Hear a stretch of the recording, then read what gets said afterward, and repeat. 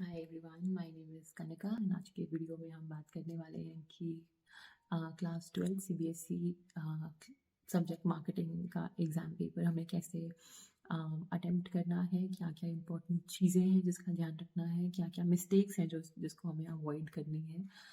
आज की वीडियो उस बारे में होने वाली है, तो please share this video with your students, with your friends, with your teachers, with anybody who can be benefited by this video. And I think कुछ जो टिप्स हैं वो बाकी सब्जेक्ट्स के लिए भी आप इम्प्लीमेंट कर सकते हैं, तो definitely watch the video and let me know. तो सबसे पहले बहुत इंपॉर्टेंट चीज़ है, हमें ये याद रखना है कि क्योंकि हमारा कल एग्ज़ाम है वो 3 आवर्स का होने वाला है, तो बहुत ही इंपॉर्टेंट है कि हम उसमें अपना रीडिंग टाइम कैसे यूटिलाइज कर रहे हैं। तो बहुत सारे बच्चों को कन्फ्यूजन होती है कि क्या ये 2 घंटे का एग्ज़ाम है या फिर 3 घंटे का एग्ज़ाम है, लेकिन नहीं, ये 3 घंटे का एग्ज़ाम है जिसके अंदर हमें 15 मिनट्स मिलने वाले हैं रीडिंग टाइम के लिए। तो आज मैं आपसे डिस्कस करने वाली हूँ कि रीडिंग टाइम को कैसे यूटिलाइज करा जाएगा और हम अपना एग्ज़ाम कैसे अटेम्प्ट करेंगे कि हमें अच्छे से अच्छे मार्क्स जो है वो मिल सकें। तो जानने वाली बात ये है कि ये सिर्फ और सिर्फ 16 मार्क्स का ही एग्ज़ाम है, विच मीन्स कि 3 घंटे एक बहुत ही एम्पल टाइम होने वाला है हमारे लिए पेपर को अटेम्प्ट करने के लिए। तो ऐसा नहीं है कि आपका पेपर छूट जाएगा, क्योंकि उसमें एक अच्छी बात और भी है कि 30 मार्क्स ऑब्जेक्टिव पेपर होने वाला है और 30 मार्क्स का सब्जेक्टिव होने वाला है। तो एक बहुत ही ये अच्छा अपॉर्चुनिटी है अच्छे मार्क्स स्कोर करने का, क्योंकि ऑब्जेक्टिव टाइप में बच्चे बहुत अच्छा स्कोर कर सकते हैं। दूसरी बात ये है कि क्योंकि ये 60 मार्क्स का पेपर है, तो उसमें पासिंग मार्क्स जो है वो सिर्फ और सिर्फ 20 होने वाले हैं, विच मीन्स कि बहुत ईजिली आप इसके अंदर पास भी हो सकते हो।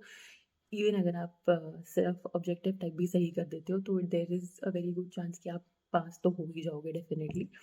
क्योंकि बहुत सारे जो स्टूडेंट्स हैं उन्होंने मार्केटिंग एज एडिशनल सब्जेक्ट लिया हुआ है और उनका मेन सब्जेक्ट में भी कुछ और होंगे, तो just to get good marks उन्होंने ये सब्जेक्ट ले रखा है इन्हीं में। तो बात कर लेते हैं कि अभी हम सबसे पहले तो रीडिंग टाइम को यूटिलाइज कैसे करेंगे। तो रिलैक्स हो जाओ सबसे पहले। तो जब आप जाके अपने एग्ज़ाम सेंटर में एग्ज़ाम रूम में जाके बैठते हो तो जस्ट बी रिलैक्स्ड। बहुत ज़्यादा एक्साइटेड होने की ज़रूरत नहीं है, बहुत ज़्यादा नर्वस होने की ज़रूरत नहीं है, बिकॉज़ वो जो 15 मिनट्स हैं आपके right before your paper starts वो बहुत ही इंपॉर्टेंट है, क्योंकि वो बेसिकली तय करता है, डिसाइड करता है कि आपके अगले 3 घंटे कैसे जाने वाले हैं। तो बहुत ही इम्पॉर्टेंट है कि हम ये देखें कि हम उसको कैसे यूटिलाइज कर रहे हैं, और हमारा मेन फोकस ये रहेगा कि हम पेपर को अच्छे से अंडरस्टैंड कर ले वो 15 मिनट में, क्योंकि अटेम्प्ट करने का तो आगे हमारे पास एम्पल टाइम है ही है। लेकिन इम्पॉर्टेंट है कि हम एक फ्लो डिसाइड कर लें कि हमें पेपर अटेम्प्ट करना किस ऑर्डर में है, किस तरीके से करना है, क्या क्या चीज़ों का ध्यान रखना है पेपर अटेम्प्ट करते हुए, राइट।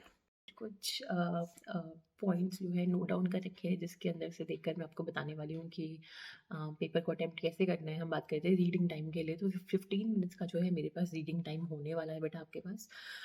तो बहुत इंपॉर्टेंट है कि आप क्वेश्चन पेपर को बहुत अच्छे से पढ़ोगे, उसको एनालाइज करोगे, ये सारे क्वेश्चन आप देख लोगे जो आपको डेफिनेटली आते हैं। तो बहुत सारे सेंटर्स में क्या होता है कि आपको पेपर के ऊपर भी कुछ भी लिखना अलाउड नहीं होता है, तो हम अवॉइड करेंगे लिखना, क्योंकि we don't want any consequences कि आगे जाके कोई हमें आके बोल दे कि आपने ये क्यों मार्क करा है। वो थोड़ी सी जो है रिस्ट्रिक्शंस रहती हैं। इन केस आपके सेंटर में ऐसा कुछ नहीं है, तो आप डेफिनेटली एक छोटा सा टिक मार्क कर सकते हो, एक डॉट लगा सकते हो, एक सर्कल लगा सकते हो कि हाँ, ये वाला क्वेश्चन जो है मुझे डेफिनेटली आता है, या मेरा स्ट्रॉन्ग पॉइंट है, या वॉट एवर, ठीक है। Then remember that you have a choice. तो बहुत सारे क्वेश्चंस में जो हमारा मार्केटिंग का जो स्किल सब्जेक्ट है ये इंट्रोड्यूस इसलिए भी करा गया है ताकि बहुत सारे बच्चे अच्छे मार्क्स जो है स्कोर कर सके, जिसके वजह से सीबीएसई ने बहुत सारे क्वेश्चंस में चॉइसेस दी हुई हैं। तो आपको रीड करना बहुत इंपॉर्टेंट है ऊपर से, कि उसमें लिखा होता है कि attempt any 5 out of the 7 questions. आपको टोटल 7 क्वेश्चंस दिए होते हैं। पहला जो, अगर मैं पहले क्वेश्चन की बात करूँ उसके अंदर, तो उसके अंदर से आपको ओनली 5 करने हैं। बहुत सारे बच्चे इस चीज़ की मिस्टेक करते हैं कि वो पढ़ते नहीं हैं इस चीज़ को, वो ध्यान नहीं देते हैं कि आपको ऑल 7 नहीं करने हैं।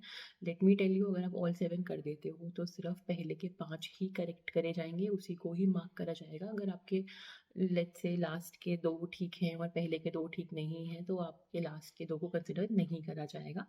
और दूसरी बात ये है कि आपका टाइम भी वेस्ट हो जाएगा वो करने में, तो हम वो नहीं करेंगे। हम पहले ही देख लेंगे कि कौन से 5 जो हैं आउट ऑफ 7 वो मुझे अटेम्प्ट करने हैं।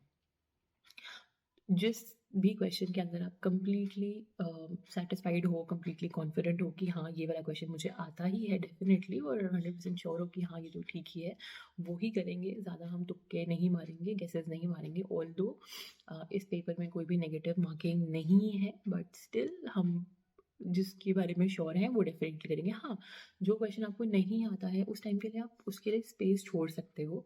मे बी आपका जब एग्ज़ाम ख़त्म हो जाएगा, आप रिविज़न कर रहे हो, तब आप आकर वापस उसमें थोड़ा-सा सोच सकते हो, गेस वर्क कर सकते हो। चीटिंग नहीं करेंगे हम, आस-पास से पूछेंगे नहीं, चिट्स पास नहीं करेंगे, वो हम चीज़ें अवॉइड करेंगे। ओके, सेकंड है कि attempt the question you are most confident about. ये already I have discussed with you. याद रखना है इस पॉइंट पे कि जो 30 मार्क्स हैं वो मेरी स्ट्रेंथ हो सकती है, जो मेरे एमसीक्यूज़ हैं। तो अगर अभी आप प्रिपरेशन कर रहे हो आज के दिन में और बहुत अच्छी नहीं भी हुई है आपकी, तो ट्राई करो कि आप एटलीस्ट एमसीक्यूज़ जो आपकी बुक के पीछे हैं वो कर लो। इंटरनेट पे भी बहुत सारे जो हैं अभी आजकल पेपर्स वगैरह अवेलेबल है। सैम्पल पेपर सीबीएसई का हम ज़रूर करेंगे। अगर आपके टीचर ने आपको कोई क्वेश्चन बैंक दिया है तो उसमें आप एमसीक्यूज़ ज़रूर करो। पॉइंट ये है कि जो 30 मार्क्स हैं मेरे एमसीक्यू के, मैं उसे सिक्योर करूँ अपने हाथ में। One very very important point is that आप सारे के सारे क्वेश्चंस को ऑर्डर में अटेम्प्ट करेंगे, क्योंकि जो बोर्ड में जाने वाले टीचर्स हैं, जो इवैल्यूएटर्स हैं, उनका काम बहुत मुश्किल हो जाता है अगर आप इधर से उधर जम्बल्ड अप क्वेश्चंस करते हैं। तो हम चाहेंगे कि टीचर की थोड़ी सी जो एक काम है, एक जो जॉब है, जो चेकिंग के काम के लिए वो गए हैं, उसको हम थोड़ा सा ईजी रखेंगे। तो जिस भी ऑर्डर में आपको क्वेश्चन पेपर दिया गया है, क्वेश्चंस दिए गए हैं, हम उसी में ही अटेम्प्ट करेंगे। लाइक आई सेड, अगर आपको कोई क्वेश्चन नहीं आता है तो आप उसके लिए जगह छोड़ दीजिए। बोर्ड का जो आंसर शीट होती है उसमें काफ़ी सारे 20-24 लीव्स होती हैं आई थिंक। तो ऐसा नहीं है कि पेपर बचाना है हमें, कुछ भी है। Let's not get into that. और अगर है भी सही तो आप एक्स्ट्रा शीट्स भी ले सकते हैं। तो एम्पल अमाउंट ऑफ स्पेस आप छोड़ दीजिए, देयर इज़ नो प्रॉब्लम। कोई आपको आके कहेगा नहीं, उसकी कोई नेगेटिव मार्किंग भी नहीं है। देन अब बात कर लेते हैं कि हमें एमसीक्यूज़ को सबसे पहले तो कैसे अटेम्प्ट करना है। तो आप हम पूरा आंसर लिखेंगे। फॉर एग्जांपल अगर हमें एक क्वेश्चन दिया हुआ है कि which one is not among the 4 Ps करके एक क्वेश्चन है। ऑप्शन दे रखा है प्रोडक्ट, प्राइस, प्लेस और parrot. For example D option दे रखा parrot. Parrot is not going to be the right answer, क्योंकि प्रोडक्ट, प्राइस, प्लेस, प्रमोशन हमारे 4 पीस होते हैं। तो आप कैसे लिखोगे आंसर? डी, पहले आप लिखोगे डी, फिर आगे आप लिखोगे पैरेट, और ये आपका आंसर कंप्लीट होगा। सिर्फ डी लिख के नहीं छोड़ना है, सिर्फ पैरेट लिख के नहीं छोड़ना है, पूरा लिखना है डी पैरेट। सारे क्वेश्चंस में हमने ऐसे ही अटेम्प्ट करना है उसको। 2 क्वेश्चंस के बीच में हमें स्पेस छोड़ना है। अगेन हम कोई पेपर नहीं बचा रहे हैं यहाँ पर। तो अगर आप क्वेश्चन नंबर 1 आपने अटेम्प्ट किया, एक लाइन छोड़ो। क्वेश्चन नंबर 2 मतलब क्वेश्चन नंबर 1 का सेकंड पार्ट आप अटेम्प्ट करो। सिमिलरली आप जो है एक लाइन छोड़ के जो है अटेम्प्ट करोगे। इससे बेटा क्या होता है कि आपका जो एग्जाम शीट है वो बहुत ज़्यादा क्लीन लगती है, बहुत ज़्यादा प्रेजेंटेबल आंसर लगते हैं। दूसरी बात, बहुत हौच पौच हो जाती है तो टीचर को इवेल्युएट करने में भी जो है प्रॉब्लम आती है। तो लेट्स नॉट डू दैट, ठीक है। अच्छा, एक बहुत इंपॉर्टेंट पॉइंट ये है कि जो आपका फॉर एग्जांपल क्वेश्चन नंबर 1 है, उसके अंदर 5 पार्ट्स हैं।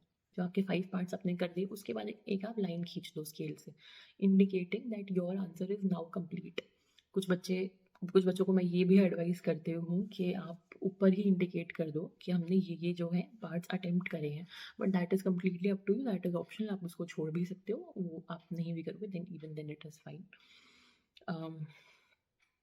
Yes, one more thing is that use only blue pen. You can use either ball pen or gel pen, but सिर्फ और सिर्फ blue pen यूज़ करना है। हम देखते हैं कि कुछ बच्चे black pen यूज़ कर देते हैं।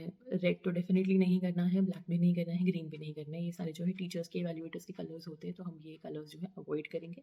If you want to highlight something, तो आप पेंसिल का इस्तेमाल कर सकते हैं, but that too also in the long answer question, subjective question. Objective में आपको कोई ज़रूरत नहीं है यूज़ करने की, तो only and only blue pen.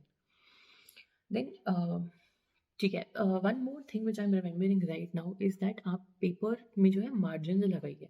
कुछ बच्चे होते हैं वो दोनों साइड मार्जिन लगाते हैं, लेफ्ट हैंड साइड पे, राइट हैंड साइड पे। अगर आपको वो नहीं करना है तो आप एटलीस्ट लेफ्ट हैंड साइड पे मार्जिन लगाओ। मार्जिन में आप लिखोगे question 1 part A B C D. Margin में आप सिर्फ और सिर्फ क्वेश्चन नंबर लिखोगे। मार्जिन के राइट हैंड साइड पे जो है आप अपना आंसर लिखोगे।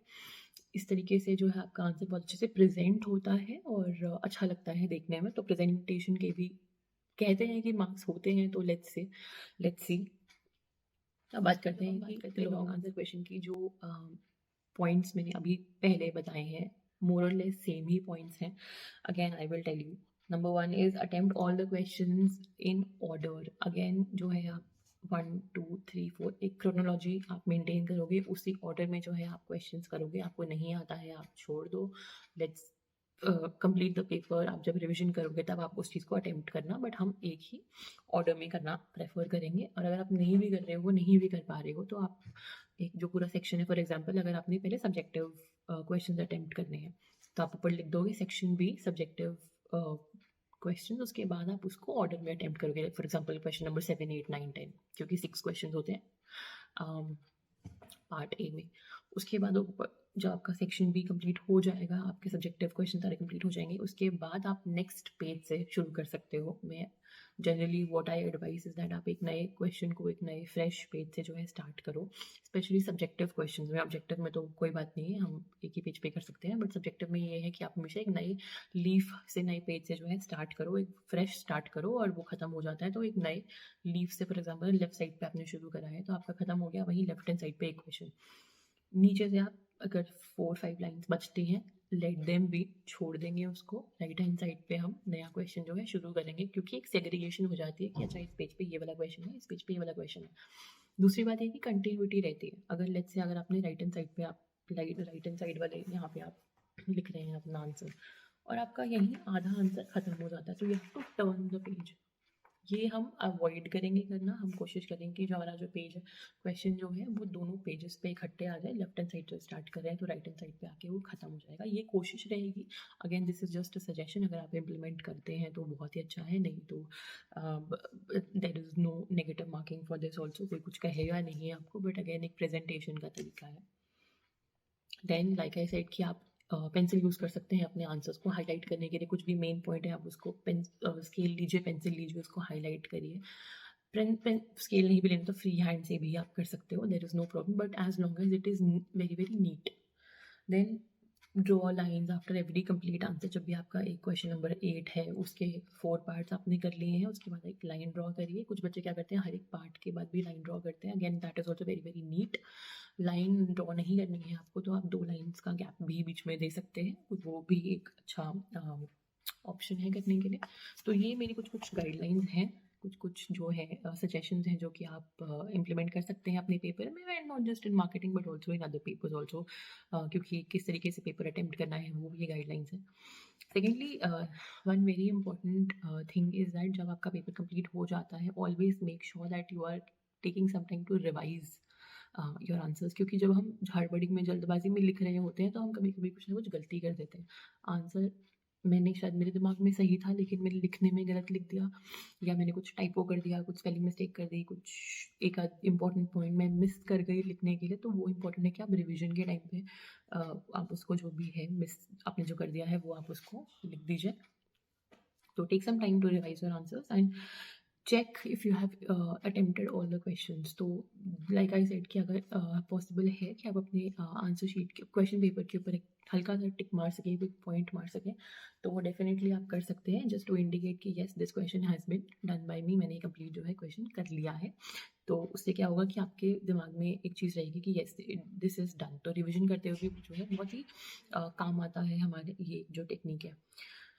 Again use this time to underline the important points. ये ऑप्शनल है, आप चाहें तो कर सकते हैं, नहीं तो you can skip it also. Yes, one very important thing which is that आप कोई भी जो क्वेश्चन है उसके अंदर एक फ्लो चार्ट बनाइए, एक बेसिकली डायग्राम बनाइए, just to tell the teacher, just to let the teacher know कि येस मुझे ये क्वेश्चन आता है. फॉर एग्जाम्पल अगर आपका क्वेश्चन आता है कि what are the 7 P's of marketing, right. अभी आपने लिख दिया कि 7 P's ऑफ मार्केटिंग करके आपने एक बॉक्स बना दिया. उसके नीचे पॉइंट 1 2 3 4 5 6 7 करके product, price, place, promotion, process, people, physical evidence, ये करके आपने जो है एक छोटा सा डायग्राम जो है बना दिया. उसके नीचे आप अपना फिर आंसर जो है स्टार्ट करेंगे कि आपने लिखा, फिर प्रोडक्ट लिखा, प्रोडक्ट को एक्सप्लेन करा. जनरली हम एग्जाम्पल भी देना प्रेफर करते हैं कि डेफिनेटली जो भी आप पॉइंट लिख रहे हैं you have to back it with examples. जितने ज़्यादा आप एग्जाम्पल्स देंगे उतना बेटर होगा. तो जहाँ भी एग्जाम्पल आपका एप्लीकेबल है दे दो. तो प्रोडक्ट लिखा, डेफिनेशन लिखी, उसको एक्सप्लेन करा, उसका एक एग्जाम्पल दे दिया, लाइन छोड़ी, price again same procedure, then line छोड़ी, देन अगेन 7 पीस करके मैंने लिख दिया। बेटा फ़ायदा क्या है एक डायग्राम बनाने का, is that you are letting the teacher know कि I already know the answer. तो टीचर को आपके जो है आंसर्स को ऐसे करके पढ़ना नहीं पड़ता, क्योंकि इतना बड़ा आपने फॉर एग्जाम्पल आंसर लिख दिया, तो टीचर को लिखना पढ़ना पड़ रहा है, यू नो, कि क्या है क्या है क्या है। तो यस डेफिनेटली वो करना ही है, अच्छे से टीचर पढ़ते ही हैं क्वेश्चंस, लेकिन इंपॉर्टेंट है कि उनको पहले ही हम बता दें। दूसरी बात ये है कि एक प्रेजेंटेशन जो है बहुत अच्छे तरीके से हो जाती है हमारे आंसर्स की, तो वो एक प्रेजेंटेशन के एस्पेक्ट से बहुत ही अच्छा पॉइंट है। तो दिस इज़ ऑल मेरे साइड से ये सारे जो गाइडलाइंस हैं डेफिनेटली अगर आप इम्प्लीमेंट करेंगे तो hopefully you will have a very good exam tomorrow, and hopefully the exam will be very very easy. Marketing exam वैसे भी बहुत ज़्यादा मुश्किल नहीं आता है। At this point of time I would suggest कि अगर आपकी रिविजन होपफुली हो गई है, it is already 2 o'clock now, नहीं हुई है तो नो प्रॉब्लम, अभी दिन है, हम कोशिश करेंगे कि 8-9 बजे तक अपना सिलेबस कर लें। और आई वुड सजेस्ट कि at least practice 1 CBSE sample paper. अगर आप एक से ज़्यादा कर सकते हैं, आपके पास टाइम है आफ्टर योर रिविजन, तो डेफिनेटली डू मोर, बट एक तो हम डेफिनेटली करेंगे बिकॉज हमें एग्जाम का पैटर्न समझ में आ जाएगा, उस हिसाब से मुझे पता चल जाएगा क्वेश्चन किस तरीके से आते हैं, स्पेशली फ्रॉम CBSE साइड। अगर आपके पास लास्ट ईयर का क्वेश्चन पेपर है CBSE बोर्ड का, तो CBSE की साइट पे अवेलेबल होगा, आप उसको डाउनलोड करिए। मार्किंग स्कीम नहीं भी है, इट इज़ फाइन, हम खुद अटेम्प्ट कर सकते हैं। At least I will get to know the gist of it कि कैसे आने वाला है। दूसरी बात, अगर आपका पेपर जल्दी ख़त्म हो जाता है, लेट्स से 1.5 घंटे में 2 घंटे में हो जाता है, कोई बात नहीं, take it as a good sign, अच्छी बात है, जल्दी हो गया है। Revise as much as possible, share this video with your students, with your friends, with your teachers, with anybody who can be benefited by this video। and I think कुछ जो tips हैं वो बाकी सब्जेक्ट्स के लिए भी आप implement कर सकते हैं, तो definitely watch the video and let me know।